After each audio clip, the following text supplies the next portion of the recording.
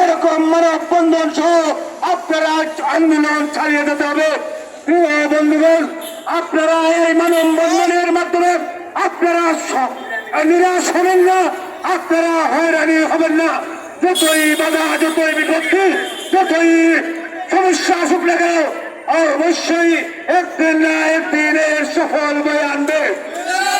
প্রিয় উপস্থিতি, আমি অনুরোধ জানাবো রুলিং পার্টিকে, অবশ্যই জানাবো এই ক্ষমতাসীনদেরকে আজকের এই মানববন্ধনকে অবশ্যই সাংবাদিকের মাধ্যমে, হাইলাইটসের মাধ্যমে, আপনারা এই বিচার বিবেচনার মাধ্যমে এদেরকে একটু ন্যূনতম হলেও সন্তুষ্টজনক জবাব দেবেন।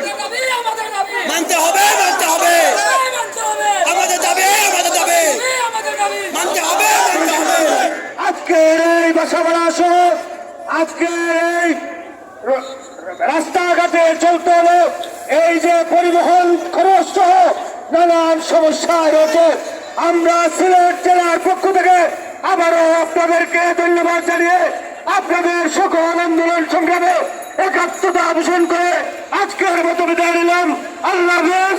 বাংলাদেশ জিন্দাবাদ, বিপ্লব প্রতিনিধি জিন্দাবাদ, সিলেট জেলা জিন্দাবাদ, জিন্দাবাদ, জিন্দাবাদ। ধন্যবাদ। সকল উপস্থিতি, আজকের এই মানববন্ধনে আপনাদের মাঝে সংক্ষিপ্ত বক্তব্য নিয়েছেন সিলেটের জেলা